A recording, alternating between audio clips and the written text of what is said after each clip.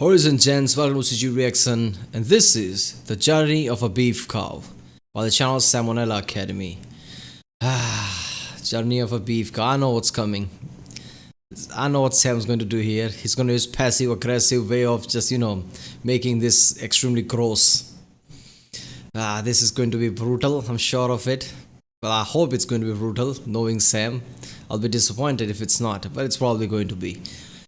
I already reacted to lots of Sam videos. If you haven't seen them, check out our creator playlist for it, for SamONella videos. There are over 30 videos that I reacted to already, so check that out if you haven't seen it. Check out the other videos I did. There's a link in the description with all of my videos. Like, subscribe if you like my reaction, and let's watch this one.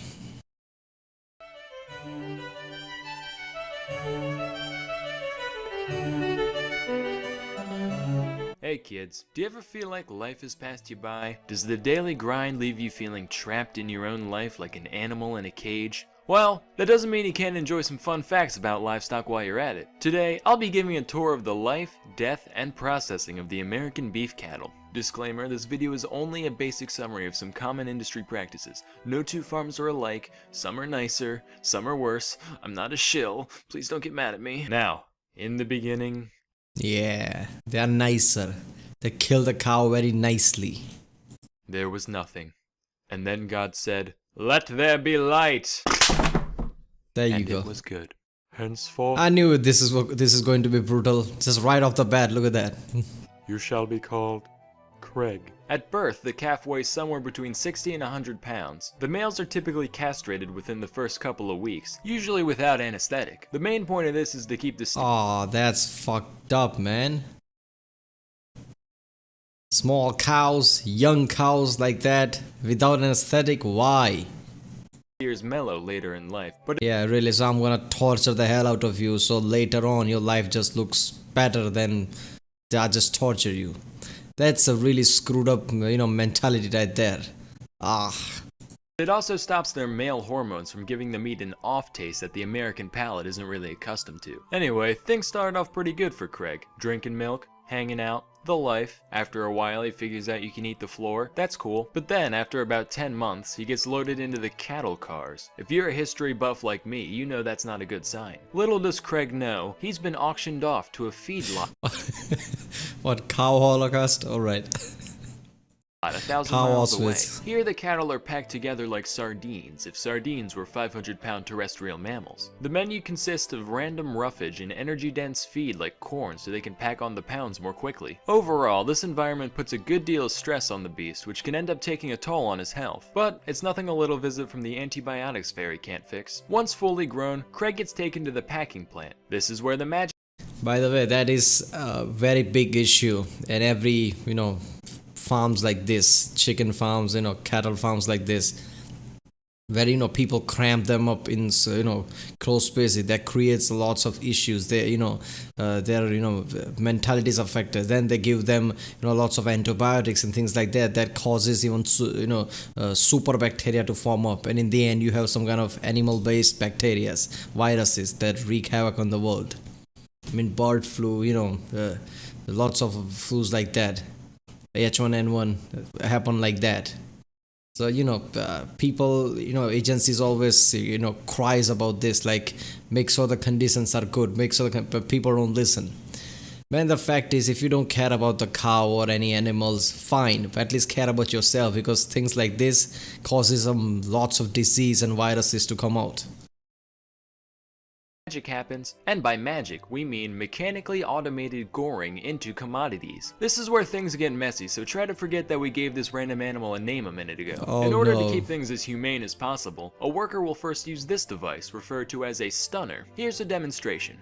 This renders the beast instantly unconscious, or worse, but potato at this point. Its ankle is then attached to a conveyor rail, which will gently guide the animal along the rest of its journey. First, the cow gets to talk to this man. He's called the sticker. Can you guess what he does? If you said that he gouges out throats for a living, you'd be correct. Over the course of about a minute, the flow goes from torrential downpour.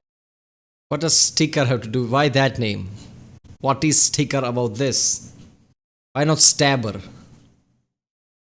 Drainer, that makes more sense of it. Or to incontinent poodle, by which point our beloved bovine can continue on his way. At the next station, the cow is subjected to high voltage electrical stimulation. Hopefully the nervous system is all out of steam by this point, but if not, the boys on the killing floor will have a great story to tell their wives. Haha, just kidding. The FDA estimates that 93% of meat worker marriages are in shambles. Who knew that 11 hours of pure slaughter every day could desensitize a man? Anyway, electrical stimulation.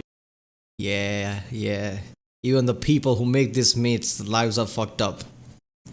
So this is so effed up and inhumane that the people who work there, there's close to no good life left because what they witness every day.